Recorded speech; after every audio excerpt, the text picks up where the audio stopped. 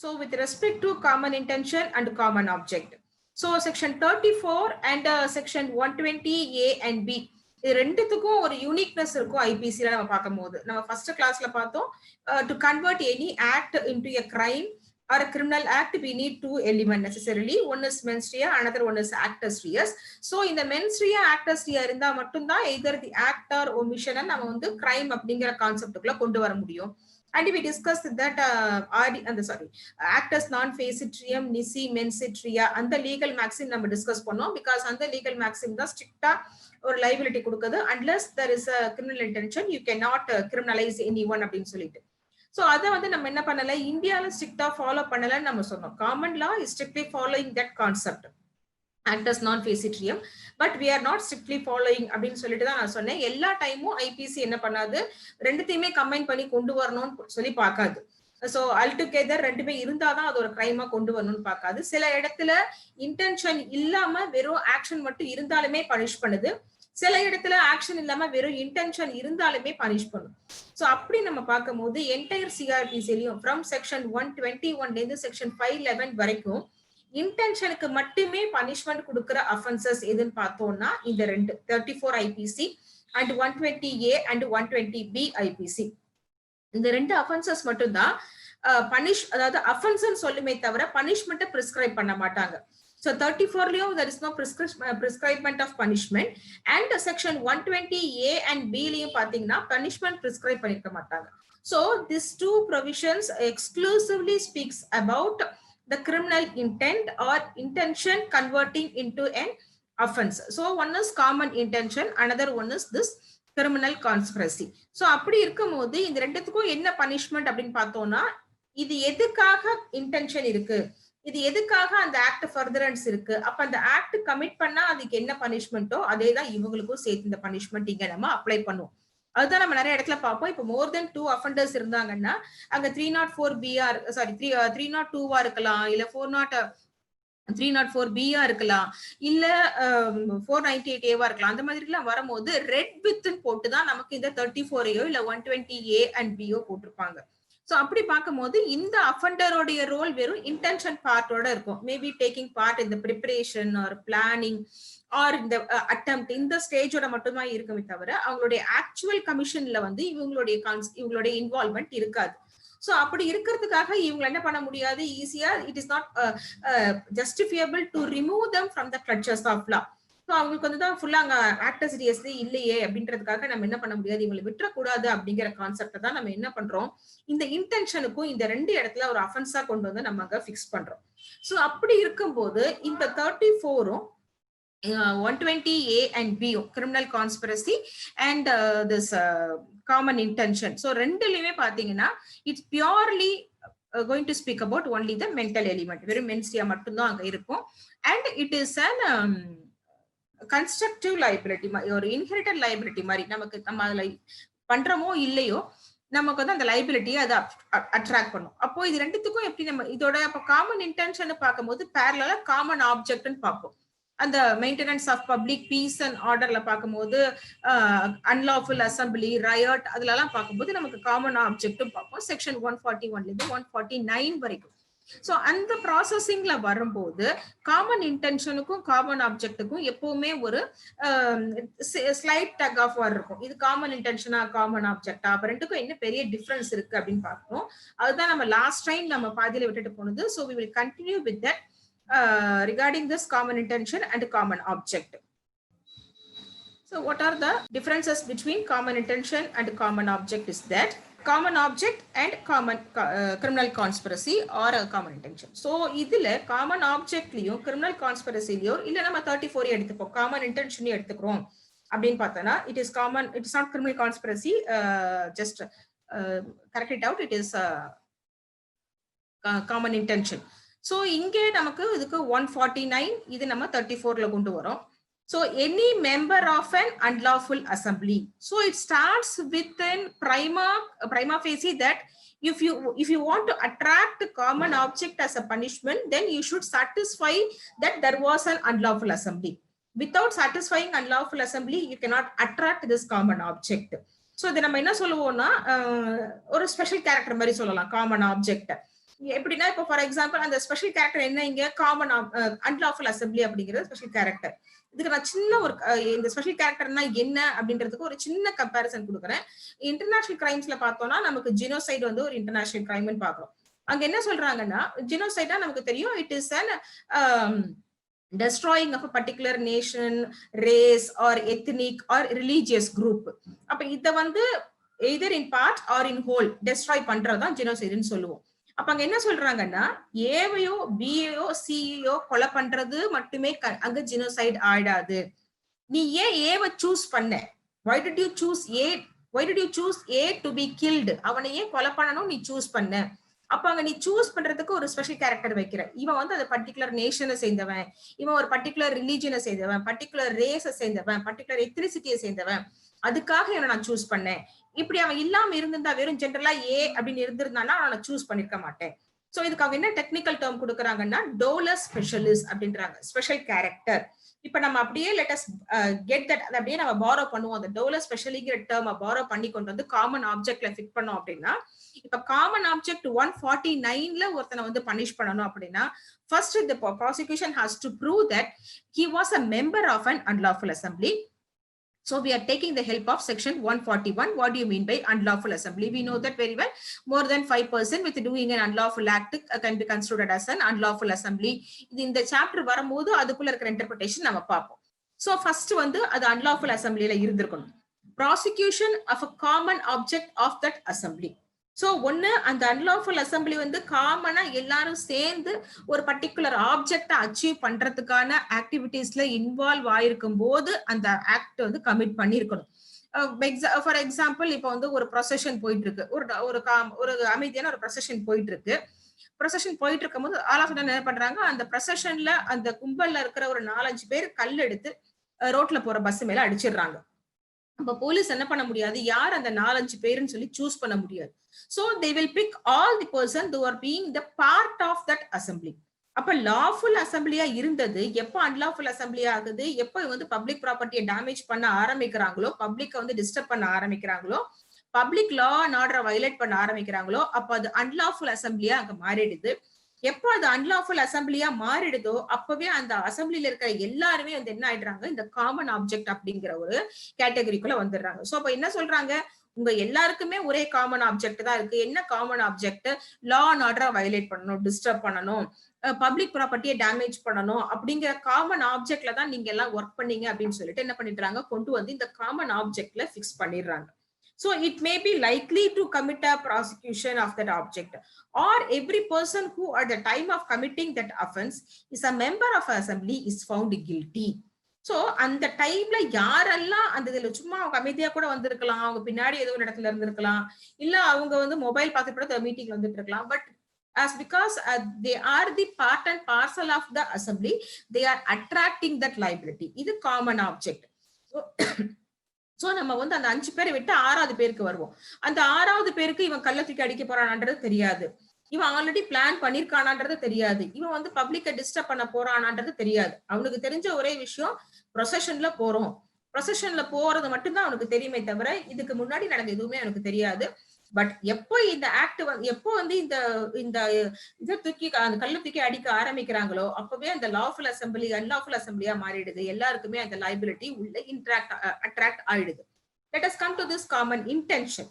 So இங்க act done by several person in furtherance of common intention. So done by several person in furtherance of common intention. Each of such person is liable for that act in the same manner as if it were done by him alone. So இங்க சொன்ன மாதிரியே தான் இங்கேயும் சொல்றாங்க. So ஒரு 4-5 பேர் சேர்ந்தோ இல்ல 4-5 பேருக்கும் ஒரே காமன் இன்டென்ஷனா இருந்து செய்யற ஒரு வேலையில 3 பேரை மட்டும் அரெஸ்ட் பண்ணிடுறாங்க, 2 பேரை அரெஸ்ட் பண்ணல, 2 பேர் அந்த இடத்துலயே இல்ல அப்படிங்கறதுக்காக அவங்க அங்கிருந்து எஸ்கேப் ஆயிட முடியாது. Because it has been in furtherance of the intention of all. So all the person who are be the part of that particular aspirant becoming the liability. So அடுத்து இங்க வைக்கிற ரெஸ்ட்ரிக்ஷன் என்னன்னா 5 or more person அங்க இருக்கணும். இங்கே common ஆப்ஜெக்ட்ல இப்ப 2 பேர் இருந்தாங்கன்னா it will not attract common object, 3 பேர் இருந்தாங்கன்னா it will not attract common object. But if you want to fix the liability, first foremost thing, it must be the gathering of more than 5. then it will be the unlawful assembly of the common object. Here in in the common intention, no such number is limited. Act done by several persons. It's like an open box mari. உங்களுக்கு எத்தனை பேரை வேணா நீங்க அதுல இருந்து போட்டுக்கோங்க. by several person, more than one இருந்துட்டாலே நமக்கு அங்க காமன் இன்டென்ஷன் அப்படிங்கிற கேட்டகரிக்குள்ள கொண்டு வந்து வச்சிரலாம்.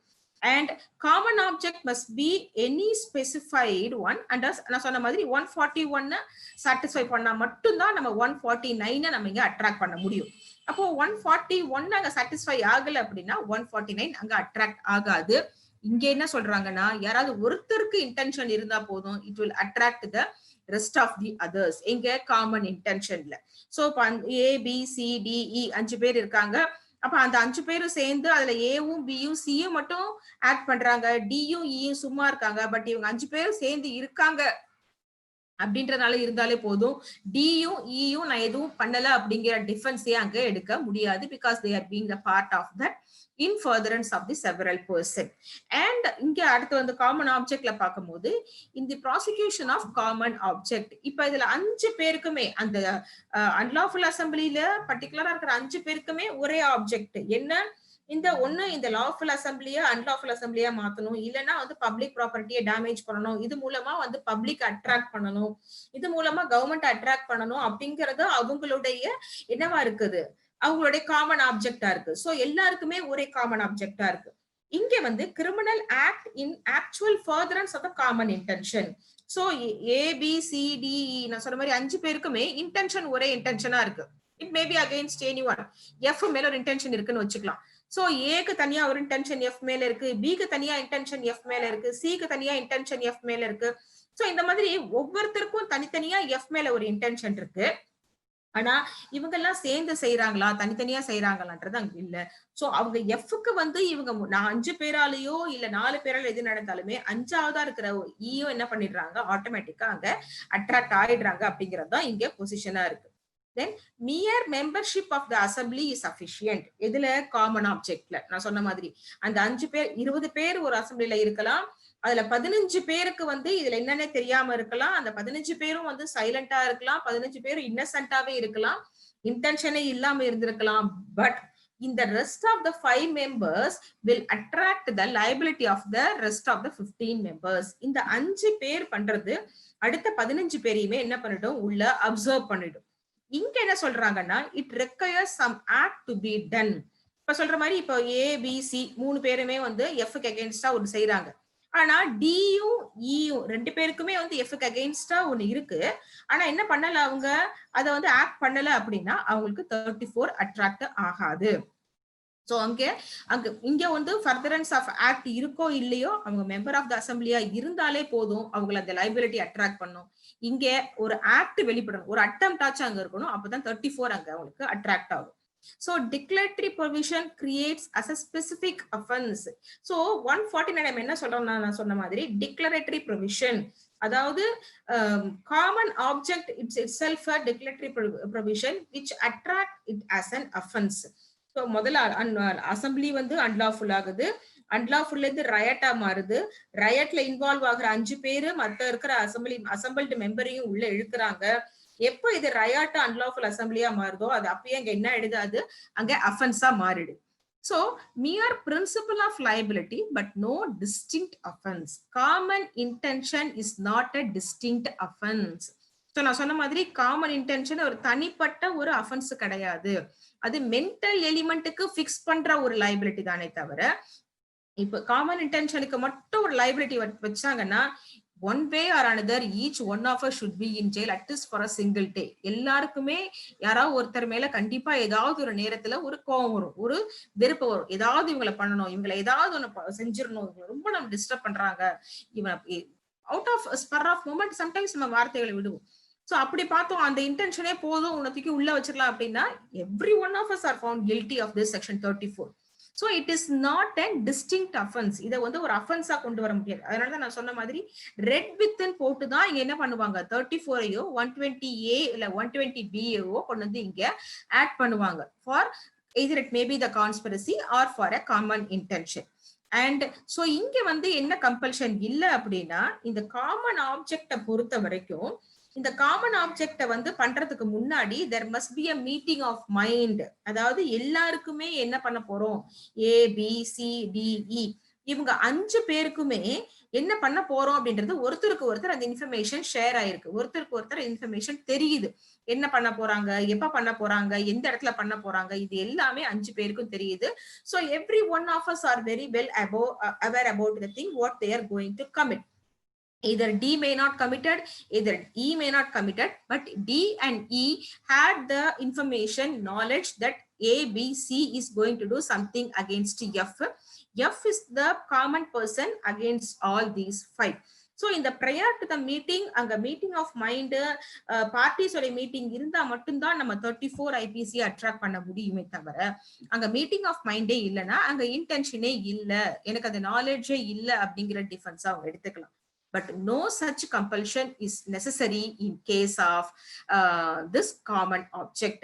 So அப்ப காமன் ஆப்ஜெக்ட்டுக்கு ஏன் அது வேண்டாம் அப்படின்னு சொன்னோம்னா, பிகாஸ் அங்க மீட்டிங் ஆஃப் மைண்ட் இருந்தாதான் வந்து நான் கண்டுபிடிக்க முடியும் அப்படின்னா அன்லாஃபுல் அசம்பிளி அங்க என்ன ஆயிடுது, டோட்டலா வந்து அங்க அதை விட்டு வெளியில போயிடுது.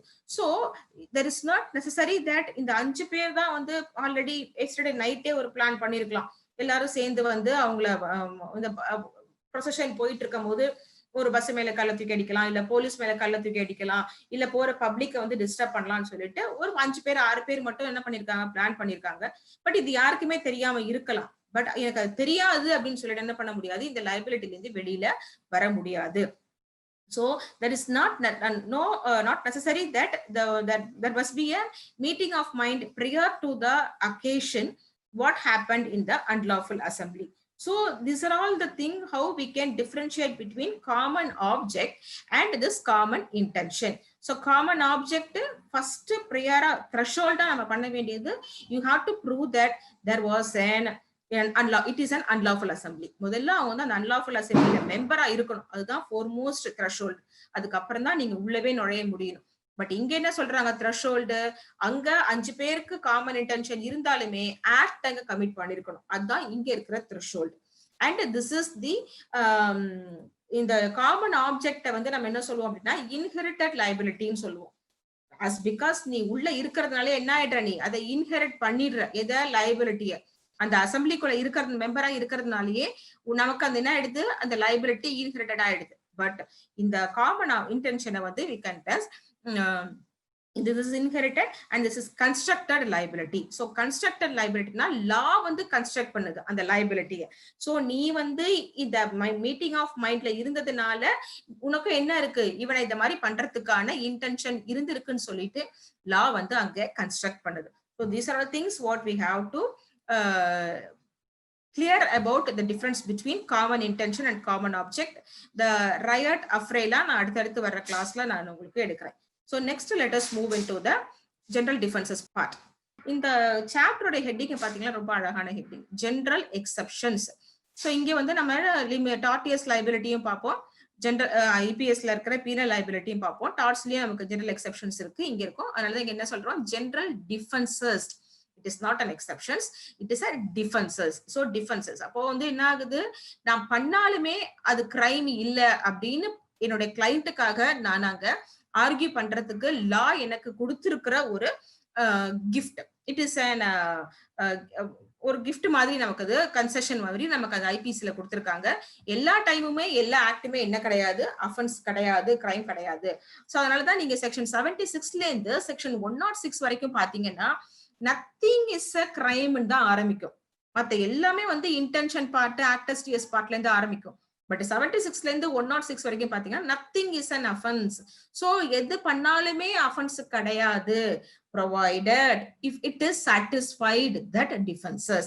சோ அப்போ அந்தந்த ப்ரொவிஷன்ஸ்ல கொடுத்திருக்கிறத டிஃபென்சஸ்ல சாட்டிஸ்ஃபை பண்ணா கண்டிப்பா என்ன இருக்காங்க, அங்க கிரைம் இல்ல அப்படிங்கிறது வந்திருக்கு. சோ இந்த ஜெனரல் டிஃபென்சஸ் நம்ம ரெண்டா ஸ்ப்ளிட் பண்ணிக்கிறோம். ஒன்னு general defence and private defence. 76ல இருந்து 95 வரைக்கும் it is called as general defense. From section 96 to 106 it is called as private defense. So இது ரெண்டும் சேர்ந்து தான் நமக்கு general exceptions அப்படிங்கிற காமன் குரூப்புக்குள்ள போகுது. அப்போ ஜெனரல் டிஃபென்சஸ்னா என்ன, பிரைவேட் டிஃபென்சஸ்னா என்ன? அப்போ ஜெனரல் டிஃபென்சஸ் அப்படிங்கிறது ஒரு பர்டிகுலர் இண்டிவிஜுவலுக்கு மட்டுமே ஒரு அப்ளை ஆகுற ஒரு டிஃபென்ஸா அங்க அவங்க சொல்லல. So it is applicable to everyone who are having that capacity. So அந்த கெப்பாசிட்டியில கமிட் பண்ற யாருமே என்ன வரமாட்டாங்க, இதுக்குள்ள அந்த கிரிமினல் லைபிலிட்டிக்குள்ள வரமாட்டாங்க. சோ பிரைவேட் டிஃபென்ஸ் அப்படிங்கிறது என்னது, எனக்கான ஒரு உரிமை. இதை வந்து நான் என்ன பண்ண முடியாது, I cannot delegate this right, I cannot delegate this defense to second person. So எனக்குன்னு லா கொடுத்திருக்கிற ஒரு டிஃபென்ஸை நான் என்ன பண்ண முடியாது, டெலிகேட் பண்ண முடியாது. அது என்னுடைய பிரைவேட் டிஃபென்ஸ். அந்த பிரைவேட் டிஃபென்ஸ் என்னன்றதை அந்த ப்ரொவிஷன்ஸ்ல பார்ப்போம். தென் அதுக்கு அடுத்து நமக்கு வர்றது இதனுடைய ஜெனரல் டிஃபென்சஸ்ல உள்ள என்னென்ன இருக்கு அப்படின்னு பார்க்கும்போது, இது நீங்க வந்து செக்ஷன் வைஸ் போனீங்கன்னா கொஞ்சம் நமக்கு கன்ஃபியூஷனா இருக்கும். அதோட என்ன பண்ணிக்கலாம், கான்செப்டா ஸ்பிளிட் பண்ணிக்கலாம். 76ல இருந்து 95 வரைக்கும் இருக்கிறத கான்செப்டா ஸ்பிளிட் பண்ணிட்டோம்னா நமக்கு மிஞ்சி போனோம்னா 4 இல்லைன்னா 5க்கு மேல வராது. அப்ப என்னது, ஃபர்ஸ்ட் மிஸ்டேக் வந்து ஃபேக்டும் எடுத்துக்கலாம், லாவும் எடுத்துக்கலாம். Mistake of fact and mistake of law. ரெண்டாவது judicial act, then accident and misfortune, then regarding this act committed with consent, then special categories like infancy, insanity and intoxication. So இதுல வந்து நீங்க என்ன பண்ணணும் அப்படின்னா, செக்ஷன் 87ல இருந்து செக்ஷன் 94 வரைக்கும் club together, just join together and read it together because all the provisions speaks about with consent. அப்ப consent எப்படி இருக்கலாம், consent உடைய validity என்ன, limitations என்ன, இத பத்தி பேசுறதா section 90 எக்ஸ்க்ளூசிவா. how the consent should be, யாரெல்லாம் கன்சென்ட் கொடுக்கலாம் அப்படிங்கிறதுக்கு செக்ஷன் 90 தான் வந்து நமக்கு கொடுக்குற ஆன்சர். அதனால செக்ஷன் 90 டெஃபினிஷன் ஃபார் கன்சென்ட்னோ இல்ல எக்ஸ்பிளனேஷன் ஃபார் கன்சென்ட்னோ இல்ல வேலிடிட்டி ஆஃப் கன்சென்ட்னோ நம்ம எடுத்துக்கலாம். அப்படி இந்த செக்ஷன் 90 தான் நம்ம என்ன பார்க்க போறோம், 87ல இருந்து நம்ம 94 நம்ம அப்ளை பண்ணணும். இப்போ mistake of fact or mistake of law, then judicial act, accident, consent with compulsion. கம்பல்ஷன்லயே நமக்கு நெசசிட்டியும் வந்துடும். When it becomes necessity, when it attract the situation where to commit this to prevent something அப்படிங்கிறது வந்துரும். and special category infancy, intoxication and insanity. இது நமக்கு 82ல இருந்து 86 வரைக்கும். அடுத்து நம்ம பிரைவேட் டிஃபென்ஸ்ல பாக்குறது அப்படின்னு பார்த்தோம்னா, private defence against body and private defence against property ரெண்டா பிரிச்சுக்கலாம். நம்ம திரும்ப இதையுமே நம்ம என்ன பண்ணிக்கலாம், ஃபைபர்கேட் பண்ணிக்கலாம், ரெண்டா பிரிச்சுக்கலாம். எதுக்குன்னா இது எல்லாமே நம்மளுக்கு சிம்பிளிஃபை பண்ணிக்கிறதுக்கு தான், ஈஸி அண்டர்ஸ்டாண்டிங் தான். ஸோ இது என்ன சின்ன குழந்தைங்க போடுற மாதிரி நம்ம படம் எல்லாம் போட்டிருக்கோமே அப்படிலாம் இல்லை. சம்டைம்ஸ் நமக்கு விஷுவலா கேப்சர் பண்றது என்ன ஆகும்னா, it will retain in our space. நமக்கு அப்படியே if you close your eyes and think it'll come to your mind. So அதுக்காக தான் நம்ம சம்டைம்ஸ் வந்து I want to attract the students towards the class.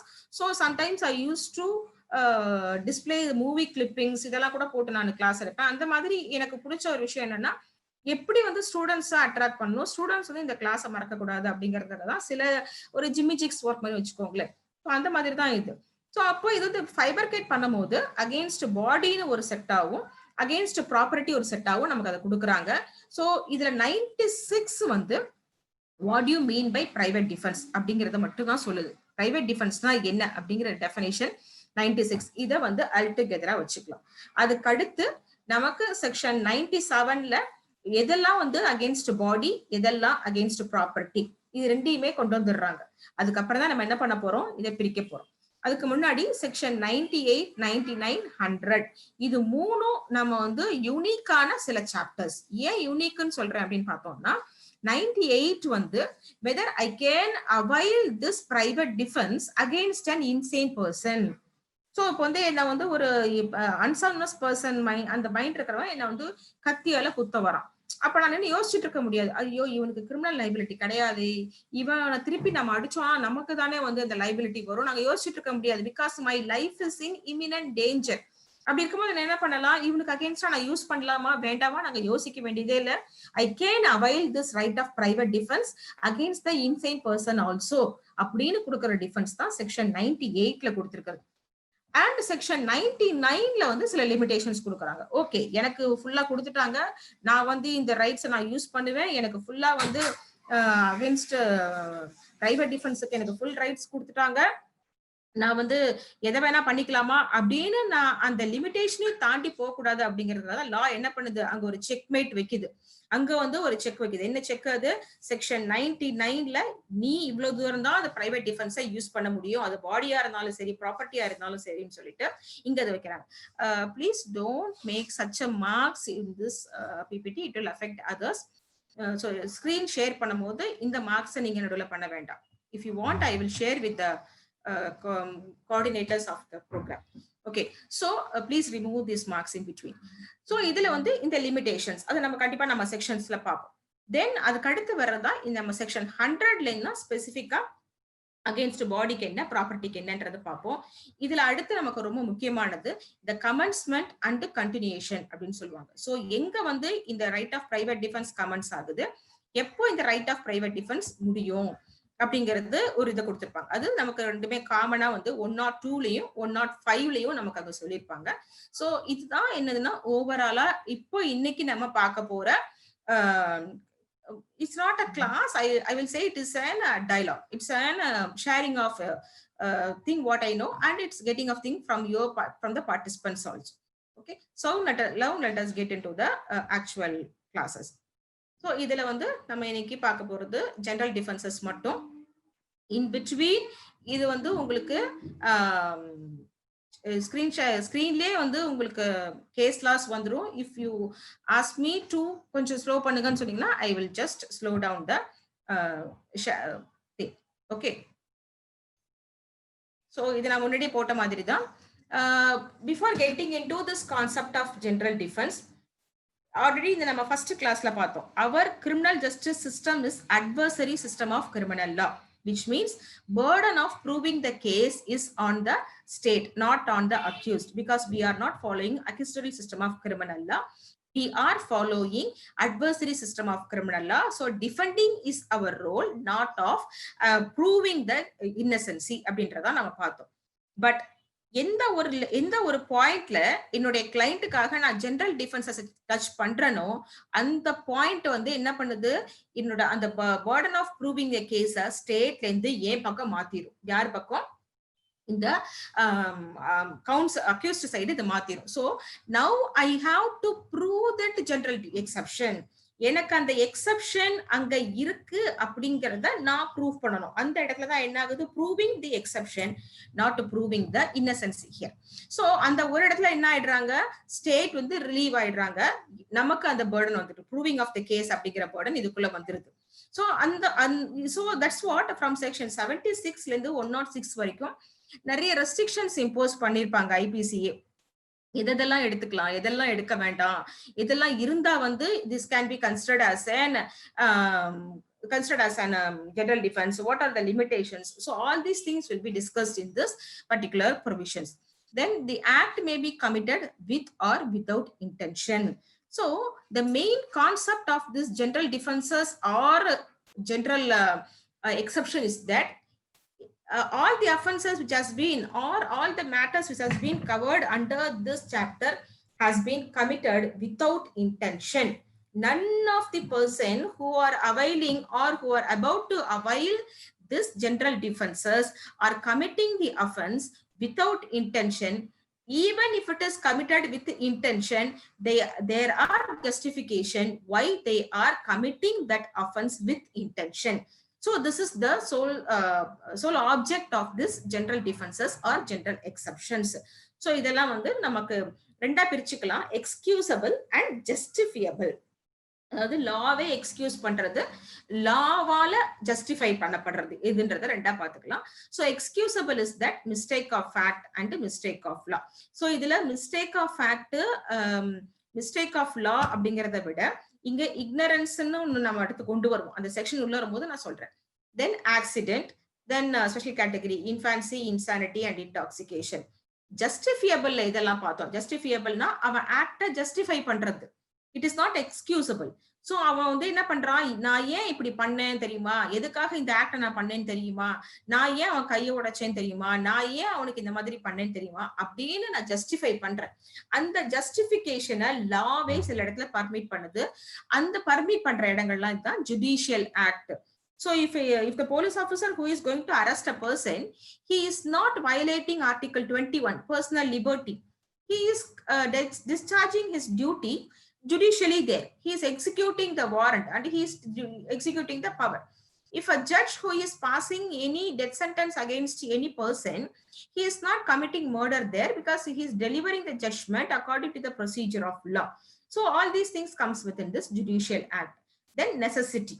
So I'm proving before the court of law by stating that it is necessitated at the particular situation to act in such a manner. என்ன அந்த situation அந்த மாதிரி act பண்றதுக்கு என்ன பண்ணுது, என்ன நெசசிட்டியா இருந்துச்சு அப்படின்னு நான் சொல்றேன். டியூரஸ். சோ டியூரஸ் வந்து ஒரு கம்பல்ஷன் நம்ம எடுத்துக்கலாம் இங்க. அதாவது நான் ஆல்ரெடி ஒரு ஒரு கம்பலிங் ஃபோர்ஸ்ல இருக்கேன். அந்த கம்பலிங் ஃபோர்ஸ் என்ன வந்து இதை பண்ண சொல்லி மிரட்டுறது, இது டியூரஸ். ஸோ டியூரஸ் வந்து மோஸ்ட்லி நமக்கு எங்க இருக்கும் அப்படின்னு பார்த்தோம்னா இன்டர்நேஷனல் லால, இந்த ஆக்குபன்சில, ஆர்ம்டு கான்ஃபிளிக்ட்ல, இந்த மாதிரி டைம்ல டியூரஸ் நிறைய இருக்கும். Duress, force majeure, act of God, இது எல்லாமே வந்து ஜெனரல் டிஃபென்ஸ்னு சொல்லுவாங்க இன்டர்நேஷனல் கிரிமினல் லால. அடுத்து consent. I am committing some act with the consent of the victim it self.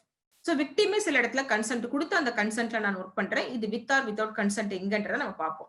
Then communication and trifling act. Very small act, ரொம்ப சின்ன விஷயம். இதெல்லாம் ஒரு விஷயமா, இதுக்கெல்லாம் கோர்ட்டுக்கு வந்துட்டீங்களான்னு கேட்கற மாதிரியான சில விஷயங்கள். And last one is the private defense. So these are all the matters comes within this justifiable excuses, justifiable defenses. Okay, so the next one is let us get into the actual process. The first provision is mistake of fact and mistake of law, section 76 and 79. So idhula pathina continuous ah varala, 76 77 78 nu varala, 76 79 mistake of fact and ignorance of law or justified by law. So சில act வந்து லா justify பண்ணுது, சில act வந்து சில ஃபேக்ட தப்பா புரிஞ்சுக்கிட்டு அந்த எடுத்துக்கிட்டு அங்க பண்றது. இதுல நம்ம ரெண்டு மேக்ஸிம் பாக்குறோம். இக்னரன்ஷியா ஃபேசிட் எக்ஸ்கியூசத், இக்னரன்ஷியா ஜுரஸ் நான் எக்ஸ்கியூசத். So ignorance of fact is excusable, ignorance of law is not excusable.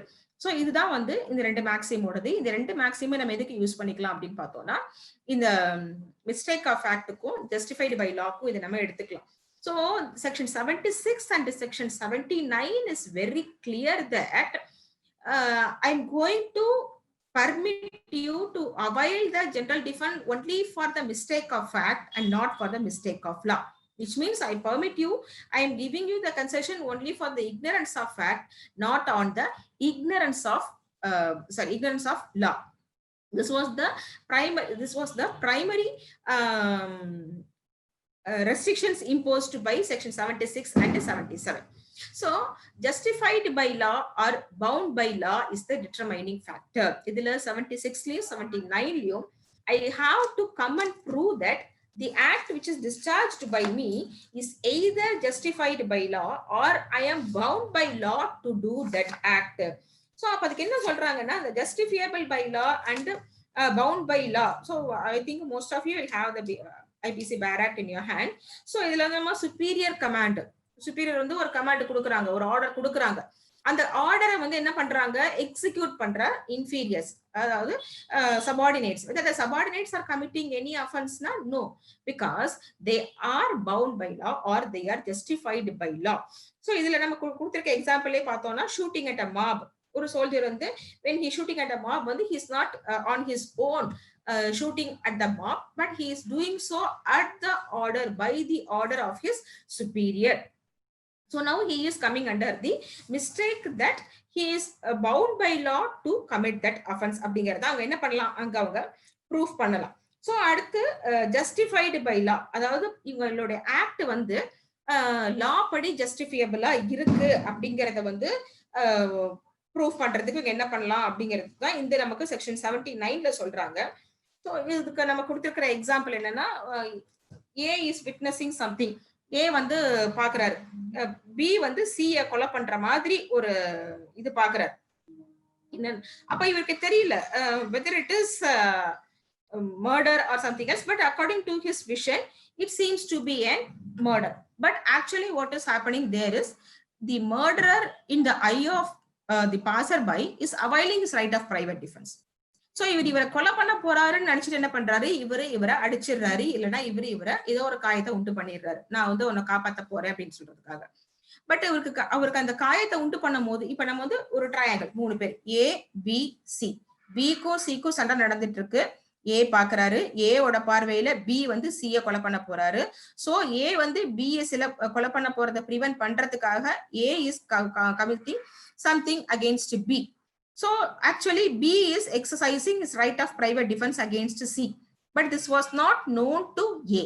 But what A is thinking over there, I am bound by law and I am justified by law because I am having the right, I am having the duty to prevent something, prevent some harm or prevent some offense in the eye of my. So எனக்கு வந்து ஒரு lawful act, ஒரு அங்க duty இருக்கு, ஒரு offence நடக்காம தடுக்கணும் அப்படிங்கிறதுக்காக. அதனால நான் பார்க்கும்போது எனக்கு இந்த மாதிரி தெரியுற விஷயத்துக்காக நான் ப்ரிவென்ட் பண்ண போகும்போது இந்த காயம் உண்டானுச்சுன்னு சொல்லிட்டு நம்ம என்ன பண்ணலாம், we can take that benefit out of that. Reason to believe his act is justifiable by law. So reason to believe, so there must be an ordinary prudent man உடைய reason to believe அங்க இருக்கணும். It is not something extraordinary reason to believe. அந்த இடத்துல இவர் இல்லாம வேற யார் இருந்திருந்தாலும் இப்படிதான் பிஹேவ் பண்ணிருப்பாங்க அப்படிங்கிற அதான் எனது ஆர்டினரி ப்ரூடென்ட் மேனுடைய ஒரு பிலீஃப் அங்க இருக்கும். சோ இதுக்கு நம்ம யூஸ்வலா நமக்கு சொல்றது வந்து குட் ஃபெய்த் செக்ஷன் 52ல நமக்கு அதுல இருக்கும். எல்லாருக்குமே இந்த கேஸ்ல தெரியும், R versus Tolson, Mr and Mrs Tolson. So இவங்க 2 பேருக்கும் கல்யாணம் ஆகும், மிஸ்டர் அண்ட் மிஸ்ஸஸ் டால்சனுக்கு. ஸோ திடீர்னு வந்து ஒரு நாள் மிஸ்டர் டால்சன் காணாம போயிடுவாரு. Mrs Tolson she would take all sort of measures to trace Mr. Tolson where he is, about whereabout of Mr. Tolson. She will give her full best to find out, but the whereabouts, and there was no communication from Mr. Tolson. So what he will thought that Mrs. Tolson thought that he was no more. This was going for a prolonged period of 7 years.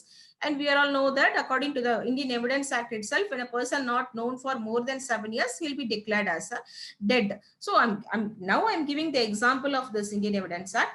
Even there's also common law principle. So on that basis, this Mrs. Tolson marrying another person. By that time, Mr. Tolson appears again, and he is filing a case of adultery against Mrs. Tolson. Now adultery is not an offense. By the time it was an offense. So அப்ப என்ன பண்றாங்க, Mrs Tolson is coming with defence. என்ன defence அங்க, mistake of act. Mistake of act என்ன, இங்க நான் 7 வருஷம் இவரை கண்டுபிடிக்கிறதுக்கு என்னால முடிஞ்ச வரைக்கும் ட்ரை பண்ணேன், நிறைய ஸ்டெப்ஸ் எடுத்தேன். 7 வருஷம் வரைக்கும் இவர் கிடைக்கல, நான் 7 வருஷத்துக்கு அப்புறம் தான் இவர் இறந்துட்டாரு அப்படிங்கிற பிலீஃப்ல, அப்படிங்கிற குட் ஃபெய்த்ல நான் வந்து செகண்ட் மேரேஜ் பண்ணேன் அப்படின்னு சொல்றாங்க. அந்த டிஃபென்ஸை வந்து கோர்ட் எடுத்துக்கிறாங்க. So mistake of fact and mistake of law வந்து it may differ from facts and circumstance from cases to cases. There is no hard and fast rule. What do you mean by mistake of fact and what do you mean by mistake of law? But when there is a maxim in your exams, when you're going to confront either it may be any competitive exams, when there is a maxim relating to this ignorantia facit excusat and ignorantia facit non excusat, please note down that this maxim relating to 2 sections, one is 76 and another one is section 79.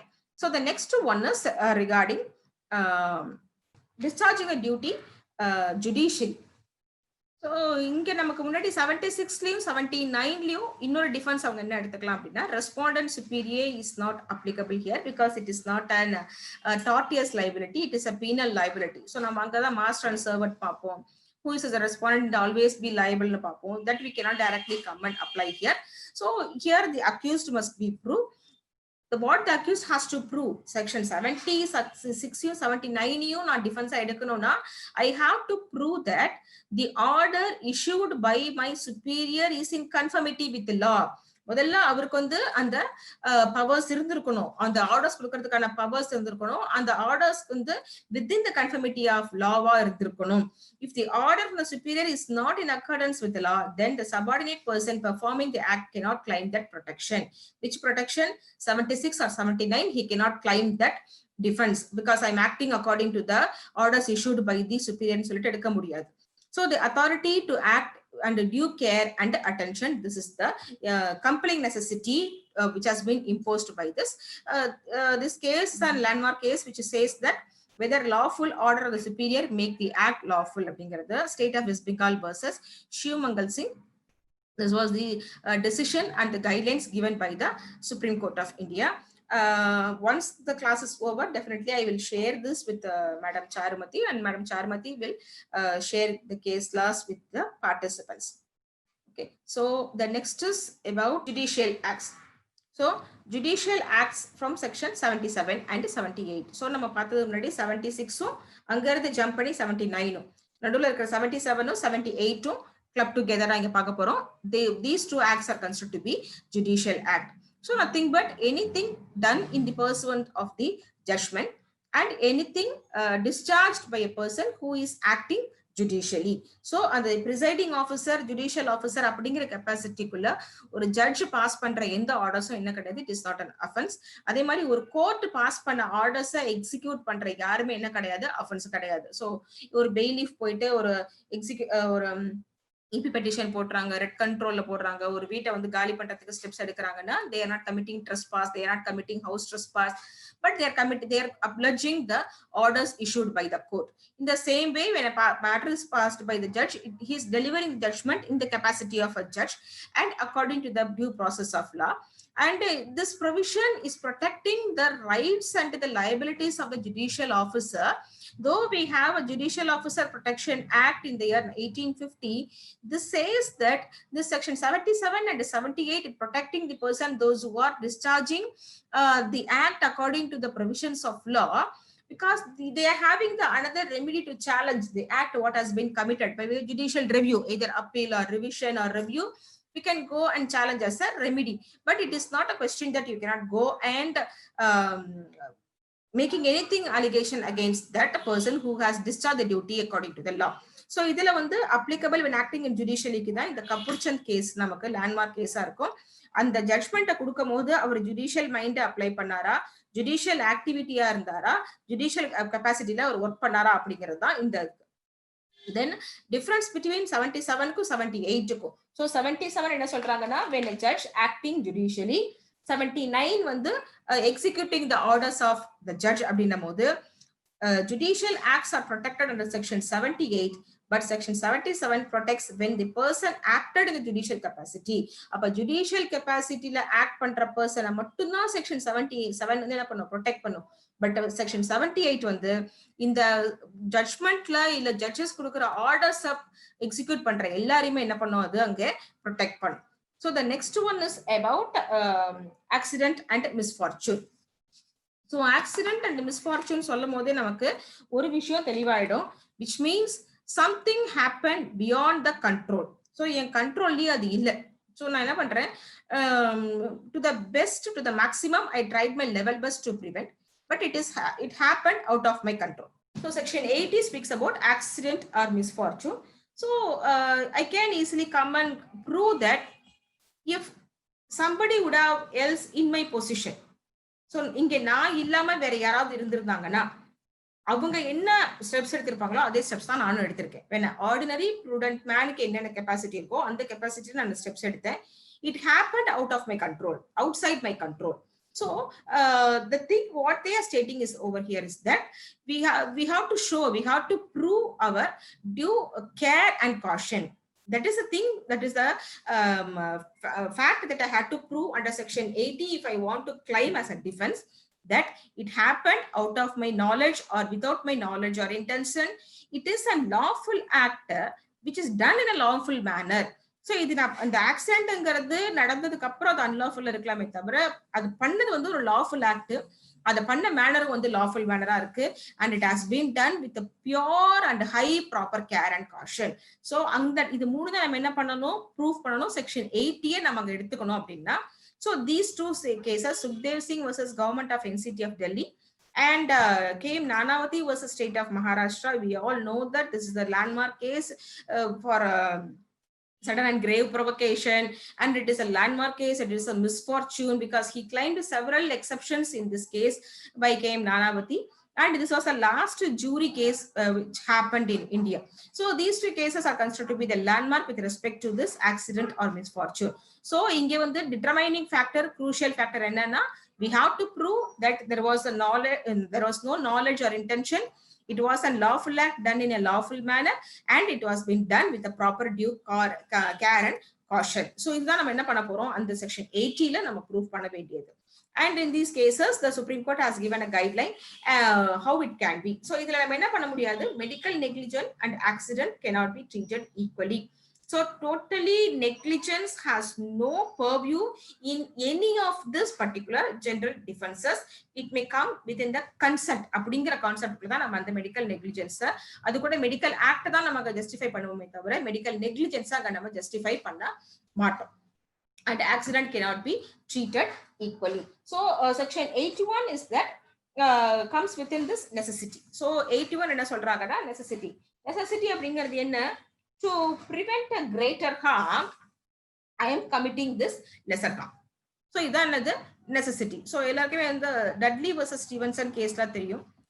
So to prevent a greater harm with the intention and with the knowledge, I am committing a smaller harm. So வரிசையா ஒரு லைனா சில things objects இருக்கு, ஒரு இடத்துல வந்து அங்க fire வந்துட்டே இருக்கு. அப்போ ஏதாவது ஒன்ன ப்ரிவென்ட் பண்ணணும் அப்படின்னா ஒரு ஸ்மாலர் ஹார்ம் கொடுத்தாதான் ஒரு கிரேட்டர் ஹார்மை ப்ரிவென்ட் பண்ண முடியும் அப்படின்னும் போது I am with full intention and with full knowledge causing that harm. Whether it is smaller or meager is a secondary.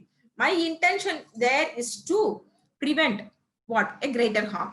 So in necessity, according to the definition given by Black's Law Dictionary, is that it is a compelling force or irresistible compulsion. Something is there, the situation is there, I have to react immediately. There is no time recourse to think and act. So that act immediately is a thing necessity to committing this smaller harm. So idukku namak kudukra maximum enna quod necessite non habet legum, which means necessity has no law. நெசசிட்டிக்கு என்ன தேவை கிடையாது, லா தேவை கிடையாது.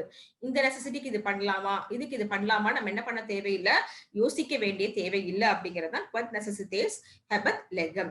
So we all know this case law R versus Dudley and Stevenson, where with 4 members were on the crew. ஒரு போட்ல போயிட்டு இருப்பாங்க, ஷிப்ல போயிட்டு இருப்பாங்க, ஷிப்ரெக் ஆயிடும். இவங்க 4 பேர் மட்டும் தான் இருப்பாங்க. அதுல வந்து ஒரு மைனர் பாய் இருப்பான், ரொம்ப மீகரா வீக்கா இருப்பான்.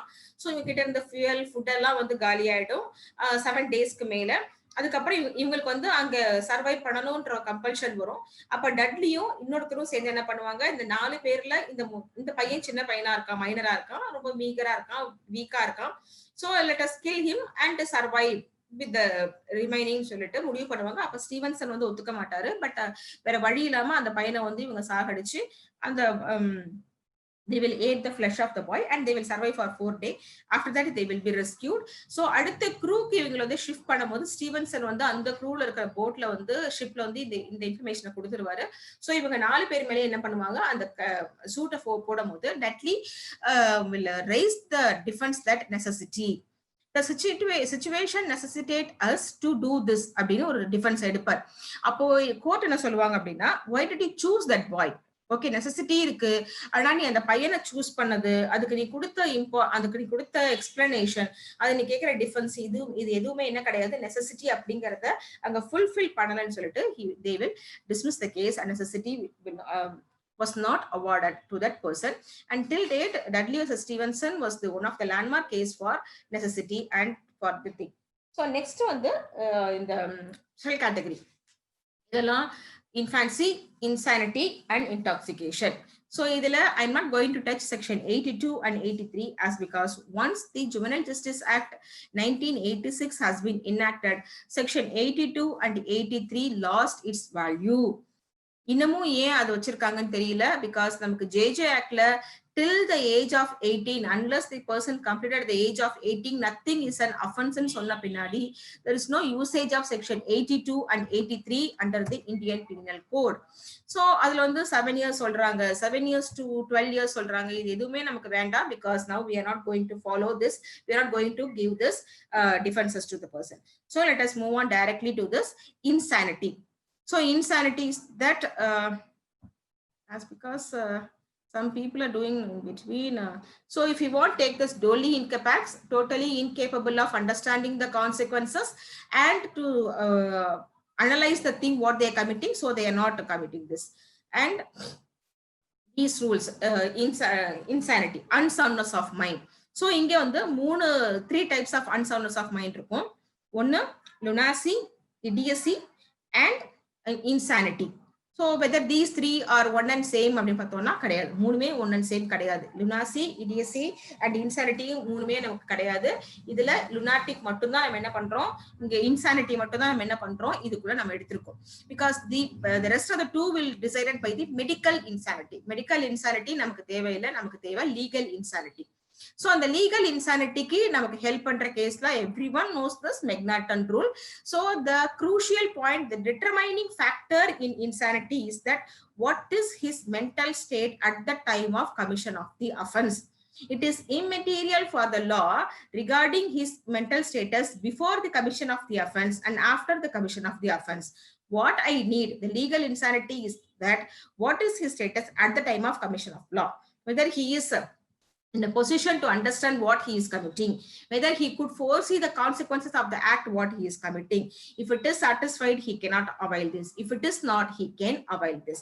So based on this Meghnatan rule in the case law State versus Karthik Chandra, the Supreme Court states this Meghnatan rule is the basis for section 84. Insanity ka adha basis ni nama Supreme Court la sollirukanga.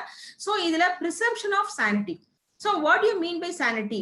அதாவது ஒருத்த வந்து ரேஷனாலிட்டினா என்ன, புரிஞ்சுக்கிற தன்மை இருக்கா இல்லையா அப்படிங்கறது என்னன்றத டிசைட் பண்ணணும்னு சொன்ன கேஸ் வந்து Arumugam versus state of Tamil Nadu. They said that how will you presume the person is sane or insane, and along with that they give that somnambulism is an exception, then hallucination. So somnambulism அப்படின்னா தூக்கத்துல நடக்கிற வியாதி. So ஒருத்தனுக்கு வந்து தூக்கத்துல நடக்கிறான் அப்படின்னாலே இங்க என்ன ஆயிடுது, அவனுக்கு வந்து அவனுடைய கான்சியஸ்னஸே இல்லங்க, அவன் என்ன பண்றான்றது தெரியாது. Because when we are going to the sleeping state itself shows that we are not under the consciousness. So somnambulism has been accepted as one of the form of insanity but not hallucination. Hallucination na நம்மளே fix பண்ணிக்கிறது, நினைச்சுக்கிறது, இந்த மாதிரி இருக்குமோ அந்த மாதிரி இருக்குமோன்னு சொல்லிட்டு நினைச்சுக்கிறது, அது இல்லைன்னு சொல்லிடுறாங்க. So irresistible impulse, mental agitation and fury are not mental illness. So irresistible impulse na இத பண்ணியே ஆகணும் அப்படின்னு சொல்லிட்டு ஒரு இம்பல்ஸ் ஒருத்தனுக்கு இருக்கு அப்படின்னு சொன்னா அது என்ன கிடையாது, இன்சானிட்டி கிடையாதுன்னு சொல்லிட்டு இந்த மாதிரி நிறைய விஷயங்கள் கிடையாதுன்னு சொல்லிட்டு Brij Kishore Pandey versus others and others versus state of UP இந்த கேஸ்னால சுப்ரீம் கோர்ட் வந்து அதாவது இந்த டிஃபென்ஸை கிளைம் பண்றத இல்லைன்னு சொல்லி என்ன சொல்றாங்க, சுப்ரீம் கோர்ட்ல சொல்றாங்க. Then intoxication, the most difficult defense to be proved abdina intoxication, because it is not simply intoxication. That intoxication must be without the consent or knowledge or against his will. You have to prove that your client has been intoxicated or administered some intoxicated substances against his knowledge or against his will. This is the determining factor in claiming this section 85 and 86. So Chetram and Basudev case. In the Basudev case, Basudev was a state of Pepsu. இது வந்து நமக்கு பெப்சு அப்படிங்கிறது அந்த பார்ட்டிஷனுக்கு முன்னாடி நடந்த சில விஷயங்கள் அந்த இருந்த ஒரு ஸ்டேட் இது. ஸோ அங்க வந்து இந்த கேஸ் கிளாஸ்ல எடுத்து தயவுசெய்து பாருங்க, because it gives guidelines how to treat section 85 and section 86. So 85யும் 86யும் எப்படி ட்ரீட் பண்ணணும் அப்படிங்கிறது இந்த கேஸை சொல்லியிருப்பாங்க. So intoxication can be induced by drink or drug. So intoxication itself something which is, gives the sedativeness, மயக்க நிலை இல்ல ஒரு மந்த நிலை. சோ ஏன் இத வந்து டிஃபென்ஸா கொண்டு வந்து வைக்கிறாங்க இன்டாக்சிகேஷன் அப்படின்னும் போது, that intoxicating substances will stop the neurological function. So நமக்கு வந்து பிரெயினுக்கு தான் நியூராலஜிக்கல் ஃபங்க்ஷன் டோட்டலா அங்க இருக்கு அப்படின்னும் போது இங்க என்ன ஆகுது, நியூராலஜிக்கல் ஃபங்க்ஷனையும் அதை ஸ்டாப் பண்ணும் போது இங்க நடக்கிறது சரியா தப்பா கரெக்டா இல்லையாங்கிற அண்டர்ஸ்டாண்டிங் ரேஷனாலிட்டி நான் என்ன பண்ணிடுறேன், அங்க லூஸ் பண்ணிடுறேன். அதனால என்ன ஆகுது, நான் பண்றதுக்கு அங்க இன்டென்ஷன் நாலேஜ் இல்ல அப்படிங்கிற டிஃபென்ஸை நான் எடுத்துக்கிறேன். அப்போ ஃபர்ஸ்ட் ஆஃப் ஆல் நான் என்ன பண்ணுவேன், த்ரெஷோல்ட் நான் சொல்றேன் இல்லையா, அந்த த்ரெஷோல்ட் என்னவா இருக்கணும், without his knowledge and against his will. And இதுதான் வந்து நமக்கு அங்க பர்டிகுலரா இருக்கணும். the burden of proving intoxication as against his will அப்படிங்கிறதுக்கு தாசா கந்தா வர்சஸ் ஸ்டேட் இந்த கேஸ் தான் வந்து இப்போ வரைக்கும் நமக்கு லேண்ட்மார்க் கைட்லைனா நம்ம எடுத்துக்கலாம் with respect to this intoxication. The next is consent. நான் சொன்ன மாதிரி 87ல இருந்து 92 வரைக்கும் கன்சென்ட். இதுல நேச்சர் ஆஃப் கன்சென்ட் அப்படிங்கிறது எப்படி இருக்கணும்ன்றத பார்த்துட்டு அதுக்கப்புறம் நம்ம ப்ரீவியஸா அப்ளை பண்ணிக்கலாம். ஏன்னா இதுக்கு முன்னாடி நம்ம கன்சென்ட் பத்தி பேசுவோம், பட் கன்சென்ட் எப்படி இருக்கணும், consent should not be given under fear So any consent obtained on fear is invalid. Consent and misconception of fact is invalid. Consent of an insane person is invalid. Consent of a child is invalid. So appo the consent must be given without any fear or undue influences or threat or coercion, and consent must be given by the person above the age of majority and the person of soundness of mind. So simply consent எப்படி இருக்கணும் அப்படின்னா, நான் ஏன் கொடுக்கறேன் அப்படிங்கிறது எனக்கு தெரிஞ்சிருக்கணும். It must be an voluntary consent and equivocal consent. என்னன்றதை தெரிஞ்சு நான் கொடுக்கறது தான் அங்க கன்சென்ட்டா இருக்கணும். The consent may be implied or expressed. So அது எழுத்து மூலமா இருக்கலாம், இல்ல வந்து implied ஆவும் இருக்கலாம். So and act not intend to cause death but may cause harm without consent. So இதுல வந்து டெத் கொடுக்கணும்ன்றது கன்சென்ட் கிடையாது. பட் இந்த ஆக்ட நான் பண்ணும்போது ஹார்ம் வரும் எனக்கு தெரியுமா. பெஸ்ட் எக்ஸாம்பிள் நான் சொன்ன மாதிரி சர்ஜரிஸ். டாக்டர்ஸ் எல்லாம் பண்ற சர்ஜரிஸ் கண்டிப்பா அங்க வந்து சர்ஜரி பண்ணும்போது ஹார்ம் இருக்கும். But that harm is not the thing where he is intended to cause death but with the consent of the person. அப்போ இங்க மெடிக்கல் டெர்மினாலஜி டச் பண்ணும்போது அப்ப மெடிக்கல் ஃபீல்ட்ல நம்ம கொடுக்குற கன்சென்ட் என்ன அப்படின்னா, it is an informed consent. Whoever signing the consent form, you are not signing the consent form as because you are consenting for everything. You are being informed about the consequences. இப்போ ஒரு சர்ஜரிக்கு எடுத்துட்டு போறாங்க, இப்ப எல்லாமே ரொம்ப normal. Even minor சர்ஜரியா இருந்தாலும் சரி, major சர்ஜரியா இருந்தாலும் சரி, நம்ம கிட்ட என்ன பண்ணிடுறாங்க, அந்த கன்சென்ட் ஃபார்ம்ல சைன் வாங்கிடுறாங்க. நம்ம எத்தனை பேர் அதை படிச்சு பார்த்துட்டு சைன் போடுறோம் கன்சென்ட் ஃபார்ம்ல. அப்ப அந்த கன்சென்ட் ஃபார்ம் தான் என்ன சொல்லணும், இதுல எவ்வளவு ரிஸ்க் இருக்கு, இதுல எவ்வளவு வந்து போஸ்ட் காம்ப்ளிகேஷன்ஸ் இருக்கு, இதுல என்ன கான்சிக்வன்சஸ் இருக்கும், இதுல டெத் இருக்குமா இருக்காதா, இதெல்லாம் நமக்கு என்ன பண்றாங்க, இன்ஃபார்ம் பண்ணிட்டு அதுக்கப்புறம் நம்ம கிட்ட கன்சென்ட் வாங்குறாங்க. So any consent given to the medical field is the informed consent. Now we are signing all the agreement papers when we are purchasing anything. We are downloading several apps, applications எல்லாம் நம்ம வந்து download பண்றோம். It is asking for the consent to check your contact, check your photo, check your videos. இதுக்கெல்லாம் நம்ம என்ன பண்றோம், consent கொடுக்கிறோம். அப்போ இதெல்லாம் informed consent. It is not an informed consent.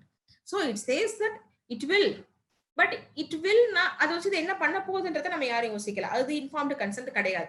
So act done in good faith for the benefit of child or insane. அப்படி இருக்கும்போது the consent must be obtained from either the parent or the guardian.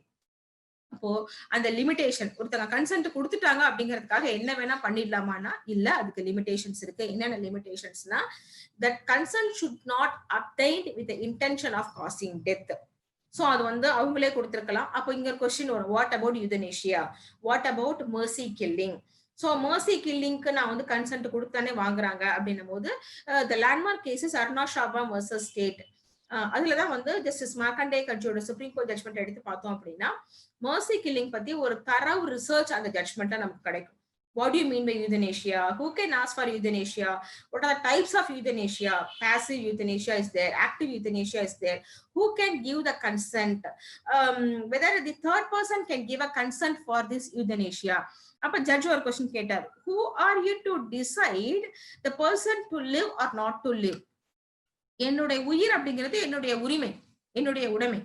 இது இருக்கலாம் இருக்க வேண்டாம் முடிவு பண்றதுக்கு நீ யாரு யூதனேஷியால? அப்படி வரும்போது so it will be covered when we are coming for this murder. அந்த சாப்டர் வரும்போது நம்ம கவர் பண்ணுவோம். சோ இன்டென்ஷனலா டெத் கொடுக்கறதுக்காக ஒரு கன்சென்ட் வாங்க கூடாது. other than preventing death, likelihood of causing death. act done other than preventing death. அதாவது நான் டெத்தை ப்ரிவென்ட் பண்றேன் அப்படிங்கறதுக்காக கன்சென்ட் வாங்குறாங்க. பட் கன்சென்ட் வாங்கும்போது என்ன ஆகுது, லைக்லிஹுட் ஆஃப் காசிங் டெத் இருந்துச்சுன்னா அது கன்சென்ட் கிடையாது. Voluntarily causing death and abetment of the above 3.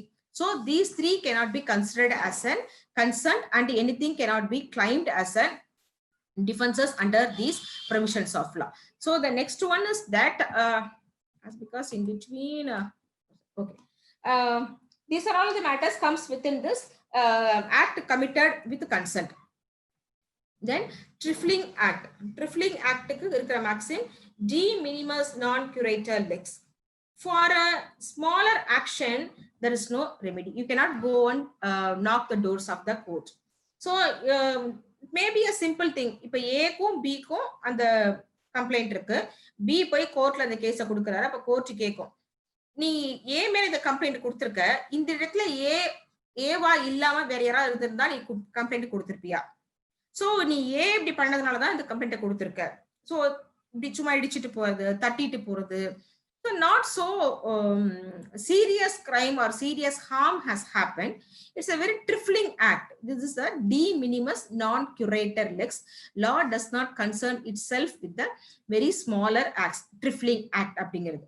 But ட்ரிஃப்லிங் act தானே அப்படின்னு சொல்லிட்டு இந்த டிஃபென்ஸ் ஸ்பெசிபிக்கா சில அஃபென்சஸ்ல கேட்க கூடாதுன்னே சொல்லியிருக்காங்க. எப்பன்னா 47th லா கமிஷன் ரிப்போர்ட்ல எந்த மாதிரி அஃபென்சஸ்க்குன்னா socio economic offences, essential commodities act and distribution of public schemes இதுலலாம் வரதுல பிடிஎஸ் ஸ்கீம் இதுலலாம் வரதுலயும் என்ன பண்ண முடியாது, ட்ரிஃப்லிங் ஆக்ட வந்து ஒரு டிஃபென்ஸா கிளைம் பண்ண முடியாது. And to determine whether it is a harm or not, whether it is a serious harm or not, in the year 1977 the Supreme Court interpreted the trifling act and the harm in Bindeshwari Prasad Singh versus Kali Singh. இந்த கேஸ்ல வந்து because trifling act நாலே வந்து minor offense ஆயிடுது. இது வந்து நம்ம two private individuals குள்ள நம்ம அத கொண்டு போய்க்கலாம். Okay, so this is the thing which comes within this trifling action, right of private defense. So things done in private defense is not a crime. It's an open box. It is an just like an pizza horn theory நம்ம இதல பாப்போம், இதல டார்ச்ல பாப்போம். அத நான் என்ன பண்ணுவேன், கொண்டு வந்து ஃபிக்ஸ் பண்ணுவேன், 96ல ஃபிக்ஸ் பண்ணுவேன். Things done in private defense is not a crime, but things done against what is a question. So things done against body and property. So against body and property in the mode, private defense in the mode, whether it speaks about my body and my property alone, whether I can extend this right of private defense to protect another body or another person's property na, yes, the law says yes, but I cannot delegate my right to that person to protect his or their right, but I myself extending to protect others' body and property in the name of right of private defense. So the property may be either movable or immovable.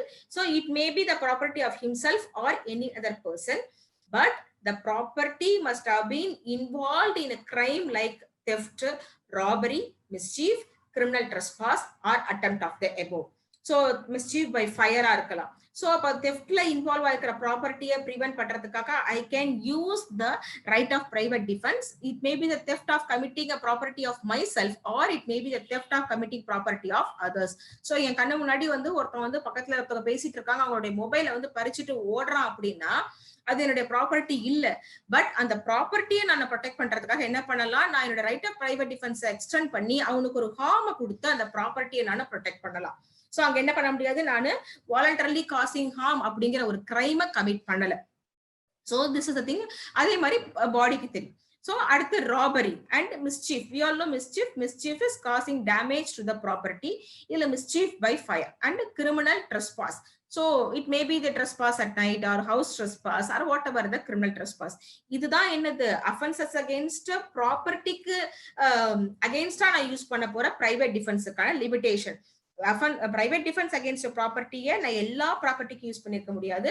இந்த லிமிடேஷன்ஸ்குள்ள involve ஆயிருக்கிற ப்ராப்பர்ட்டிக்கு மட்டும்தான் நான் என்ன பண்ண முடியும், use பண்ண முடியும்.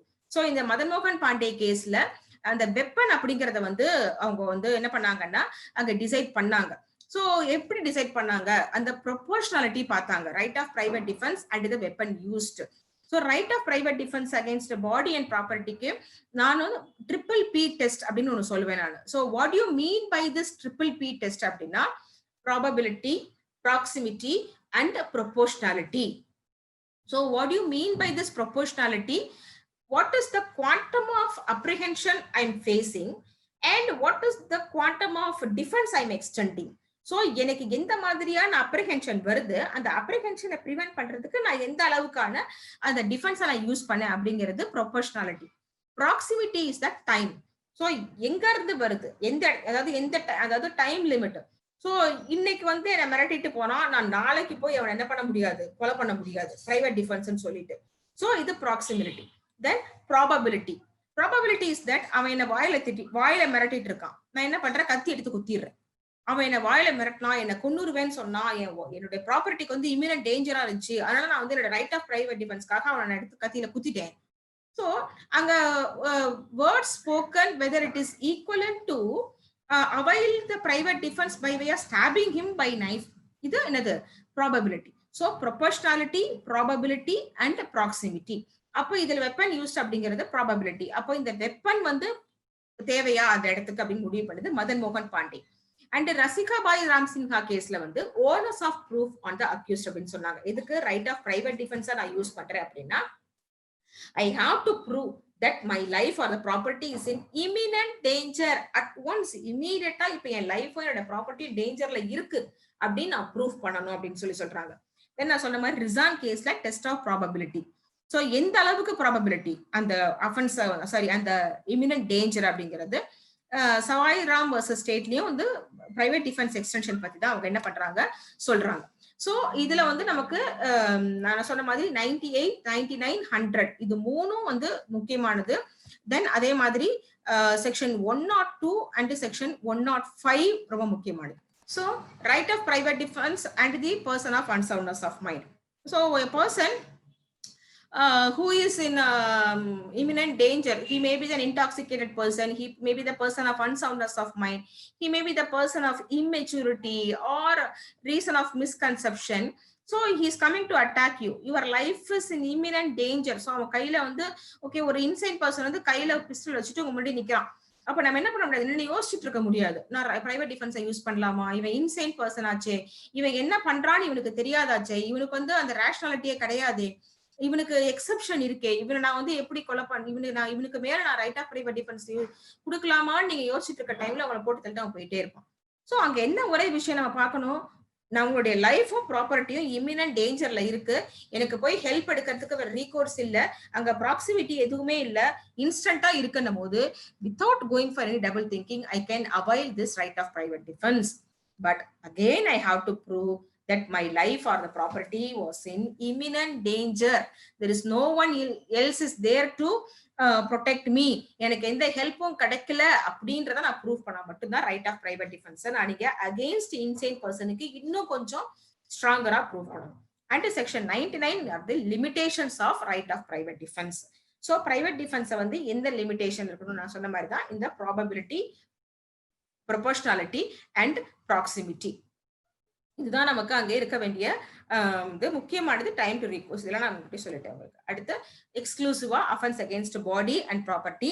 இதுல right of private defence and its extension, எவ்வளவு தூரம் வரைக்கும் ரைட் ஆஃப் பிரைவேட் டிஃபென்ஸ் நான் எக்ஸ்டெண்ட் பண்ணலாம், ஏதாவது யார்ட்ஸ்டிக் இருக்கா, லிமிடேஷன் இருக்கான்னா கண்டிப்பா இருக்கு.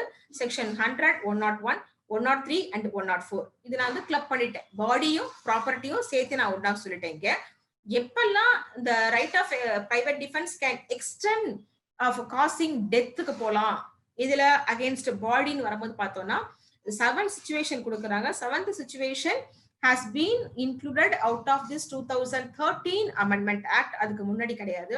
ஒன்னு வந்து apprehension of death of grievous hurt, general thing. Another one, assault with an intention of committing rape. rape attempt பண்ணும்போது ரீசெண்டா the Kerala High Court also accused a woman who was a rape victim, where the woman caused death of the accused who attempts to commit rape on her. So the court says that there is no yardstick, there is no measurement to measure how long I can, what is the limitation of availing this private defense, because body or property, whatever it may be, whenever it is in imminent danger, if the girl was accused. And gratifying unnatural lust. So section 377, and again there was a misconception, 377 totally வந்து decriminalize பண்ணிட்டாங்க அப்படின்னு. 377ல ஒரு half தான் வந்து decriminalize பண்ணிருக்காங்க, இன்னொரு half அப்படியே தான் இருக்கு. எதை decriminalize பண்ணிருக்காங்க, LGBT மட்டும் தான் decriminalize பண்ணிருக்காங்களே தவிர against nature's order வந்து அவங்க decriminalize பண்ணல. So unnatural lust and with an intention of kidnapping and abduction, with an intention of wrongful confinement. So in the kidnapping க்கும் abductionக்கும் again restriction வைக்கிறாங்க. என்ன ரெஸ்ட்ரிக்ஷன்னா, எந்த இடத்துல இருந்து எனக்கு வந்து இமீடியட்டா ஹெல்ப் கிடைக்கல, பப்ளிக்கோட கான்டாக்ட் இல்ல, வெளியில யாரையும் பார்க்க முடியல அப்படின்னா மட்டும்தான் என்ன பண்ண முடியும், நான் அந்த right of private defense can extend of causing death, that cannot be considered as a murder.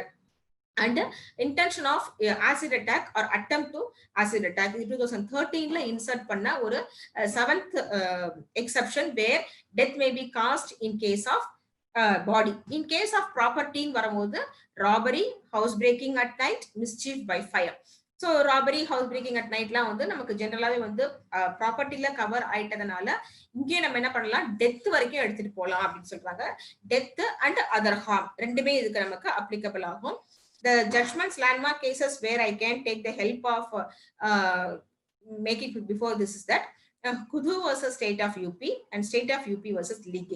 So இதெல்லாம் வந்து over interpretation and the extension of private defense when it may go to the level of causing death அப்படிங்கிறதுக்கு சொல்றாங்க. The next one is commencement and continuation of right of private defense of body and property. இது எங்க comments ஆகுது, எங்க வந்து rest ஆகுது, எது வரைக்கும் போகும்? எங்க கமெண்ட்ஸ் ஆகுது, இம்மீடியட்டா இன்ஸ்டன்டா என் முன்னாடி வந்து ஒரு இமினன்ட் டேஞ்சர் இருக்குன்னா அந்த மொமெண்ட் கமெண்ட்ஸ் ஆகுது. எப்ப வரைக்கும் கண்டினியூ ஆகுது, எனக்கு யார்கிட்ட இருந்தாவது ஹெல்ப் கிடைக்கும் அப்படிங்கிற வரைக்கும் இது கமெண்ட்ஸ் ஆகும். Or whenever there is a period of cooling time. So வந்து என்ன வந்து அவன் இன்னைக்கு வந்து கத்தியை காட்டி மிரட்டுறான், அப்போ வந்து எனக்கு இம்யூனிட்டா அங்க டேஞ்சர் இருக்கு, உன்னை கொலை பண்ணிடுவேன், உன்னை ஒரு வழி பண்ணிடுவேன்னு சொல்லிட்டு மிரட்டிட்டே இருக்கான். அந்த அப்பெல்லாம் வந்து எனக்கு கண்டினியூ ஆயிட்டே இருக்கு இது right of private defence avail பண்றதுக்கு. மிரட்டிட்டு அவன் வீட்டுக்கு போயிடுறான், அங்கேயே என்ன ஆயிடுது, right of private defence stop ஆயிடும்.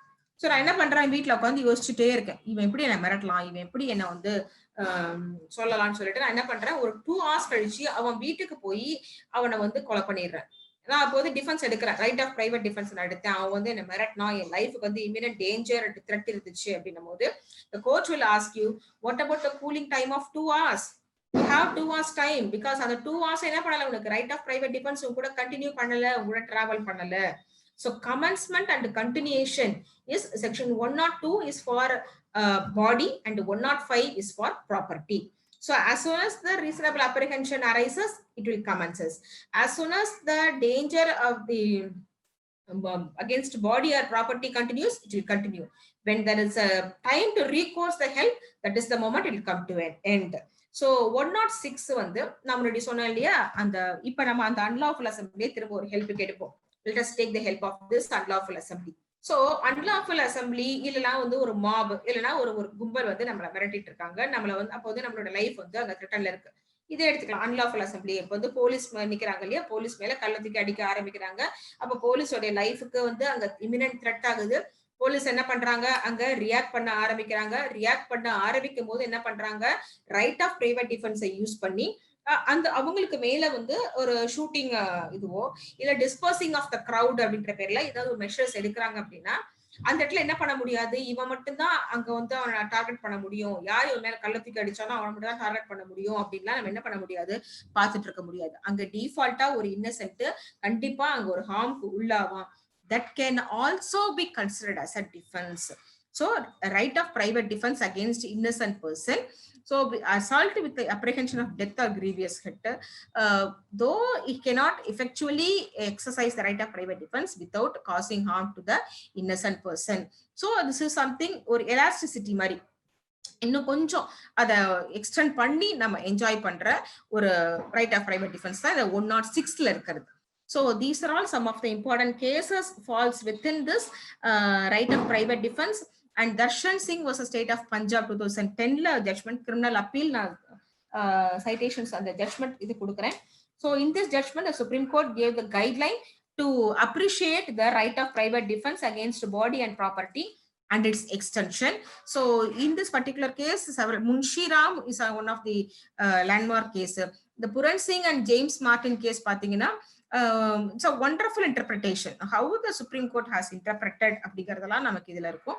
So these are some of the important judgments falls within it.